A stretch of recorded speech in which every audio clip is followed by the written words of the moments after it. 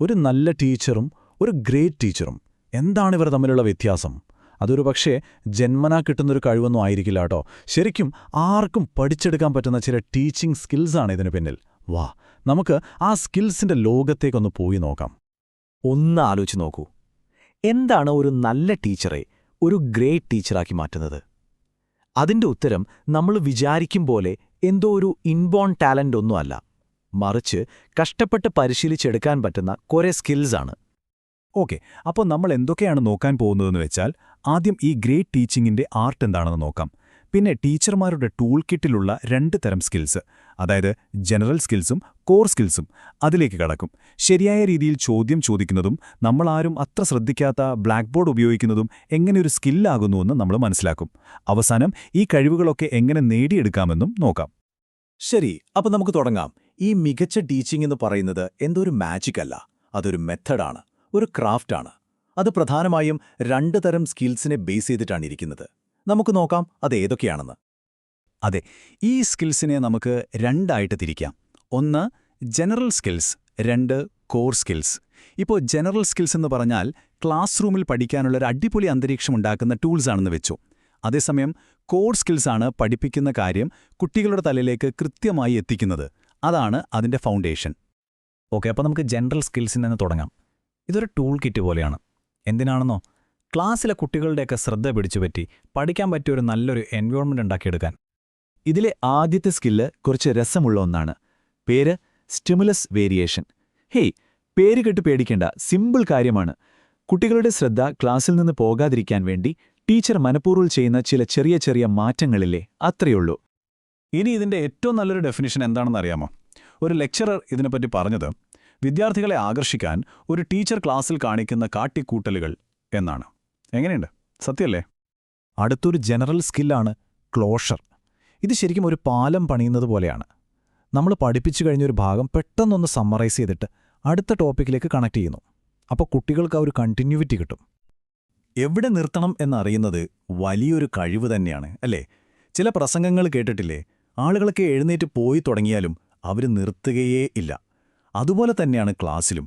ഒരു വിഷയം എവിടെ വെച്ച് ഭംഗിയായി അവസാനിപ്പിക്കണം, എന്നിട്ട് അടുത്തതിലേക്ക് എങ്ങനെ കടക്കണം എന്നറിയുന്നതാണ് ഒരു ഗ്രേറ്റ് ടീച്ചറുടെ കഴിവ്. ഓക്കെ, അടുത്തതാണ് ഡൈവോൾജന്റ് ചോദ്യങ്ങൾ.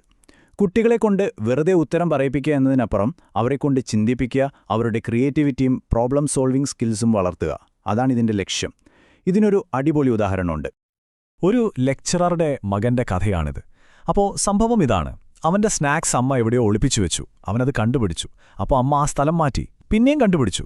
അവസാനം അവന്റെ സൊല്യൂഷൻ എന്തായിരുന്നെന്നറിയാമോ? നമുക്ക് കിച്ചണിലൊരു CCTV വെക്കാമെന്ന്. കണ്ടോ? അതാണ് ക്രിയേറ്റീവായിട്ടൊരു പ്രശ്നത്തെ സമീപിക്കുന്നത്. അപ്പോൾ ഈ ജനറൽ സ്കിൽസൊക്കെ ക്ലാസ് മുന്നോട്ട് കൊണ്ടുപോകാൻ വളരെ നല്ലതാണ്, സംശയമൊന്നുമില്ല. പക്ഷെ ഒരു ടീച്ചറെ ഗുഡ് എന്ന ലെവലിൽ നിന്ന് ഗ്രേറ്റ് എന്ന ലെവലിലേക്ക് എത്തിക്കുന്നത് ശരിക്കും ഈ കോർ സ്കിൽസാണ്. ഇതാണ് ടീച്ചിങ്ങിൻ്റെ ശരിക്കുള്ള അടിത്തറ. കോർ സ്കിൽസിലെ ഏറ്റവും പ്രധാനപ്പെട്ട ഒന്നാണ് എക്സ്പ്ലെയിനിങ്, അതായത് കാര്യങ്ങൾ വിശദീകരിക്കുന്നത്. അതൊരു സിമ്പിൾ കാര്യമല്ല, അതിന് പല ഘടകങ്ങളുണ്ട്. നല്ലൊരു തുടക്കം വേണം, ലളിതമായ ഭാഷ ഉപയോഗിക്കണം, ആശയങ്ങളെ തമ്മിൽ കണക്ട് ചെയ്യണം, പിന്നെ നമ്മൾ പറയുന്ന കാര്യങ്ങൾക്ക് നല്ലൊരു ഒഴുക്ക് വേണം. ഏറ്റവും പ്രധാനം, പഠിപ്പിച്ചത് കുട്ടിക്ക് മനസ്സിലായോ എന്ന് ഇടയ്ക്കിടെ ഒന്ന് ചെക്ക് ചെയ്യണം. അടുത്തത് വളരെ പവർഫുള്ളായ ഒരു കോർ സ്കില്ലാണ് ചോദ്യം ചോദിക്കാനുള്ള കഴിവ്. വെറുതെ എന്തെങ്കിലും ചോദിക്കുന്നതല്ല കേട്ടോ. കൃത്യമായി, വ്യക്തമായി, നല്ലൊരു സ്ട്രക്ചറോടെ ചോദ്യങ്ങൾ ചോദിക്കുന്ന ഒരു കല തന്നെയാണിത്. ഒരു ചോദ്യം എങ്ങനെ ചോദിക്കുന്നു, അതിൻ്റെ സ്ട്രക്ചർ എങ്ങനെയാണ് എന്നത് വളരെ പ്രധാനപ്പെട്ട കാര്യമാണ്. അത് ശരിയായില്ലെങ്കിൽ ഉത്തരം കിട്ടുന്നതിന് പകരം കുട്ടികൾക്ക് കൂടുതൽ കൺഫ്യൂഷൻ ആവുകയുള്ളൂ. ഇതിൻ്റെ ഒരു ക്ലാസിക് ഉദാഹരണമാണ് ഈ ചോദ്യം. ഒരു കോമഡി ഷോയിൽ നിന്നുള്ളതാണ്. ഒന്ന് കേട്ടുനോക്കൂ. കൊല്ലപ്പെട്ടയാൾ മരിക്കുന്നതിന് മുൻപ് ഇവിടെ വന്ന് താൻ കൊല്ലപ്പെടാൻ പോവുകയാണെന്ന് നിങ്ങളെ അറിയിച്ചിരുന്നോ? ചിരി വരുന്നുണ്ടല്ലേ? ചോദ്യത്തിൻ്റെ ഘടന തെറ്റിയാൽ എന്ത് സംഭവിക്കും എന്നതിന് ഇതിലും നല്ലൊരു ഉദാഹരണമില്ല. അപ്പോൾ എന്തൊക്കെയാണ് ഒരു നല്ല ചോദ്യത്തിന് വേണ്ട ഗുണങ്ങൾ? ഒന്നാമതായി, അത് ടോപ്പിക്കുമായി ബന്ധമുള്ളതായിരിക്കണം.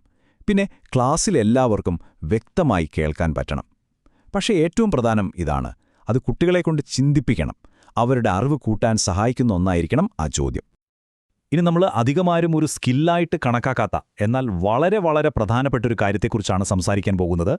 അതാണ് ബ്ലാക്ക് ബോർഡ് ഉപയോഗിക്കാനുള്ള കഴിവ്. ഇതൊരു നിസ്സാര കാര്യമല്ല കേട്ടോ. ഒരു ബ്ലാക്ക് ബോർഡ് നന്നായി ഉപയോഗിക്കാൻ ചില തത്വങ്ങളൊക്കെയുണ്ട്. ഉദാഹരണത്തിന് ലെജിബിലിറ്റി, അതായത് എഴുതുന്നത് വ്യക്തമായിരിക്കണം. ലാസ്റ്റ് ബെഞ്ചിലിരിക്കുന്ന കുട്ടിക്കും അത് വായിക്കാൻ കഴിയണം. അതുപോലെ ബ്രെവിറ്റി, അതായത് ചുരുക്കി എഴുതുക. ബോർഡിലൊരു നോട്ട് എഴുതി വെക്കുകയല്ല വേണ്ടത്, ഏറ്റവും പ്രധാനപ്പെട്ട പോയിന്റ്സ് മാത്രം എഴുതുക. നമ്മൾ പല ക്ലാസ് റൂമുകളിലും കാണുന്നൊരു കാഴ്ചയുണ്ടല്ലേ, ഡോക്ടറുടെ പ്രിസ്ക്രിപ്ഷൻ പോലെ എന്തൊക്കെയോ കുത്തിവരച്ചു വച്ചിരിക്കുന്നൊരു ബോർഡ്. പുറകിലിരിക്കുന്നവർക്കൊന്നും കാണാനും പറ്റില്ല, വായിക്കാനും പറ്റില്ല. ഇത് തീർച്ചയായും ഒഴിവാക്കേണ്ട ഒരു തെറ്റാണ്. അപ്പോൾ പ്രൊഫഷണലായിട്ട് ചെയ്യേണ്ടത് എന്താണ്? സിമ്പിൾ. ബോർഡ് എപ്പോഴും നീറ്റ് ആൻഡ് ക്ലിയറായി വെക്കുക. വളരെ കുറച്ച് കാര്യങ്ങൾ, ഏറ്റവും പ്രധാനപ്പെട്ട പോയിന്റ്സ് മാത്രം എല്ലാവർക്കും വായിക്കാൻ പറ്റുന്ന രീതിയിൽ വലുതാക്കി എഴുതുക. ഒരു സമ്മറി പോലെ, അല്ലാതെ ഒരു പുസ്തകം പകർത്തിവെച്ചതുപോലെ ആകരുത്. അപ്പോൾ നമ്മൾ ഇത്രയും നേരം സംസാരിച്ചതിൽ നിന്ന് ഒരു കാര്യം വ്യക്തമാണ്. ഒരു ഗ്രേറ്റ് ടീച്ചറാകുന്നത് എന്തോ ഒരു രഹസ്യമോ മാന്ത്രികവിദ്യയോ ഒന്നുമല്ല. നമ്മളിപ്പോൾ ചർച്ച ചെയ്ത ഈ സ്കിൽസൊക്കെ ആത്മാർത്ഥമായി പ്രാക്ടീസ് ചെയ്താൽ ആർക്കും നേടിയെടുക്കാവുന്ന ഒന്നാണ്. ശരി, പോകുന്നതിന് മുമ്പ് ഒരു ചോദ്യം ചോദിക്കട്ടെ. നിങ്ങളുടെ ജീവിതത്തിൽ നിങ്ങളെ ഏറ്റവും കൂടുതൽ സ്വാധീനിച്ച നിങ്ങളുടെ ഏറ്റവും പ്രിയപ്പെട്ട ടീച്ചറെ ഒന്ന് ഓർത്തുനോക്കൂ. നമ്മളിന്ന് സംസാരിച്ച ഈ കോർ സ്കിൽസിൽ ഏതൊക്കെയായിരിക്കും അവരെ അത്രയും മികച്ചൊരു ടീച്ചറാക്കി മാറ്റിയത്? ഒന്ന് ആലോചിച്ചു നോക്കൂ.